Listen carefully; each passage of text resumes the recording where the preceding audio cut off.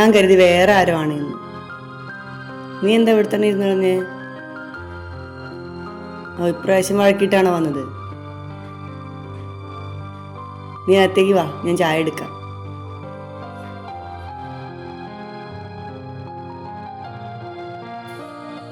ചായ നമ്മളാ മോളെ കുറച്ച് വിഷമിക്കേണ്ടത്. ആണുങ്ങളാവുമ്പോൾ അങ്ങനെയൊക്കെ ഉണ്ടാവും. അവരെ നമ്മളെ വഴിക്ക് കൊണ്ടുവരണം. അതിന് കുറച്ച് ക്ഷമ കാണിക്കണം. ചിലതൊക്കെ കണ്ടില്ല കേട്ടില്ല എന്ന് വെക്കണം. അച്ഛൻ വന്നല്ലോ. ഇതങ്ങോട്ട് വെച്ചാ കുറച്ച് പച്ചക്കറിയാ. കച്ചവടമൊന്നും തീരെ പോരാ. എന്താ മോളോ?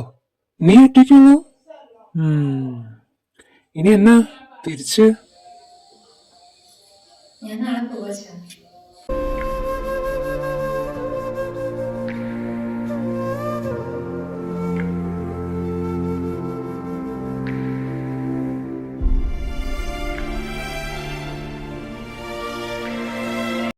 എന്തിനാ കൃഷ്ണ എനിക്ക് ഇങ്ങനെ ഒരു ജീവിതം തന്നത്? എല്ലാവർക്കും ഒരു ഭാരമായിട്ട്. ഞാൻ ആഗ്രഹിച്ച ജീവിതത്തായിരുന്നു അല്ല. പക്ഷെ ഞാൻ എന്താ തെറ്റാ ചെയ്തത്? വയ്യ, ഇനി അയാളുടെ കൂടെ എനിക്ക് ഭ്രാന്ത് പിടിക്കും. പക്ഷെ ഇവിടെ അച്ഛനും അമ്മയ്ക്കും ഒരു വഴി തെളിഞ്ഞു വരുന്നില്ല കൃഷ്ണ. ഈ ജീവിതം മടുത്തു എനിക്ക്. എന്താ ഞാൻ ചെയ്യേണ്ടത്?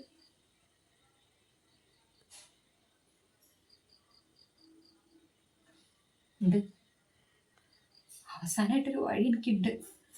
പക്ഷെ അതിനുള്ള ധൈര്യം എനിക്ക് കിട്ടണില്ല.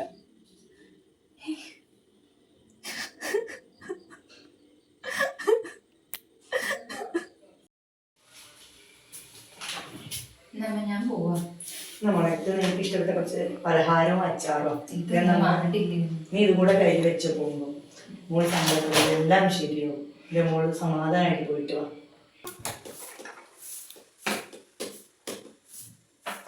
എൻ്റെ ഭഗവാനെ, എൻ്റെ കുട്ടീനോട് ഇഷ്ടമില്ലാഞ്ഞിട്ടല്ല, എൻ്റെ അവസ്ഥ അതായിപ്പോയി ഞങ്ങളുടെ.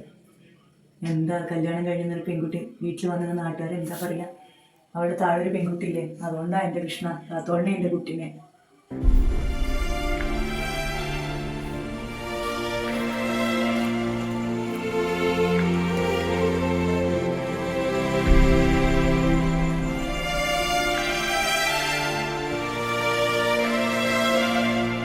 ആരാണാവോ ഇരുന്നേരത്ത്? ഹലോ, ചതിച്ചോ ഭഗവാനെ? മോളെ